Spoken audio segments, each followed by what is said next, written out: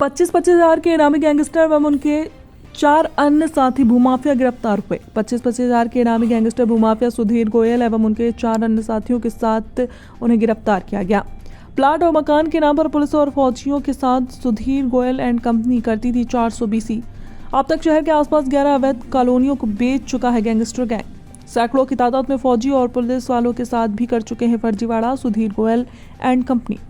नई कॉलोनियों के शिवांग, नीलकंठ, राधिका जैसे धार्मिक नाम रखता था सुधीर गोयल एंड कंपनी। 3.74 लाख रुपए, फॉर्च्यूनर, 13 मोबाइल, कपड़ों से भरे 17 बैग भी बरामद हुए हैं। बुलंदशहर पुलिस ने पीलीभीत से किया 5 गैंगस्टर को गिरफ्तार। संवाददाता सुरेश भाटी की खास रिपोर्ट। इसमें आगे जांच की जाएगी और कहां से गिरफ्तारी क्या निकल के सामने आया? जैसा कि आप जानते हैं कि शासन की नीति के अनुरूप जो उत्तर प्रदेश पुलिस है वो भूमाफियाओं के विरुद्ध लगातार प्रयासरत है और उनके विरुद्ध प्रभावी कार्रवाई कर रही है। उसी के अंतर्गत हमारे जनपद बुलंदशहर में भी एक मुकदमा पंजीकृत किया गया था 680/23।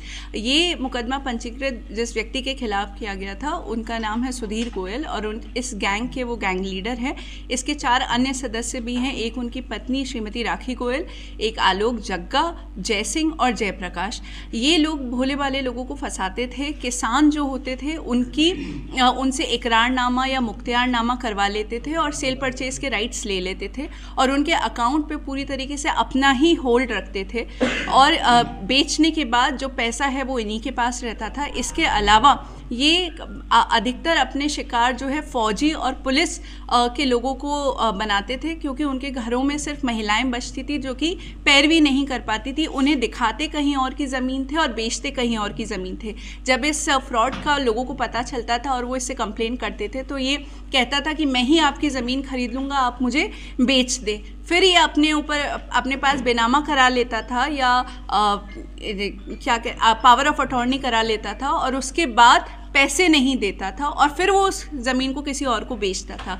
तो ऐसे कई लोगों को इसने अपने फ्रॉड का शिकार बनाया। ऐसा हमारे संज्ञान में, विवेचना में अभी तक ये आया है कि करीबन 11 कॉलोनियाँ इनके द्वारा बुलंदशहर में काटी गई हैं और इनमें से कोई भी कॉलोनी किसी से भी अप्रूव नहीं है, ना BDA से ना जिला पंचायत से। हम लोगों को लगातार अभी भी प्रार्थना पत्र प्राप्त हो रहे हैं। अभी तक जो मेन मुख्य अभियुक्त है सुधीर गोयल, इनके खिलाफ 15 मुकदमे पंजीकृत है, जिसमें से एक 785/23 अंतर्गत धारा 306 जनपद हापुड़ से भी पंजीकृत है। इसके अलावा जितने अभियुक्त हैं राखी गोयल, आलोक कुमार, जय सिंह, जयप्रकाश, इन सभी के विरुद्ध भी पहले भी अभियोग पंजीकृत रहे हैं।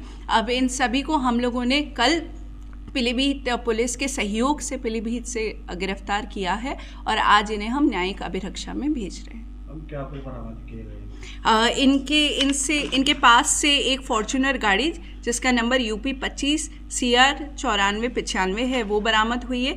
3,74,720 रुपये नगद इनसे मिले हैं। 13 मोबाइल फ़ोन, 3 चार्जर एवं 17 कपड़ों से भरा हुआ बैग भी बरामद हुआ है।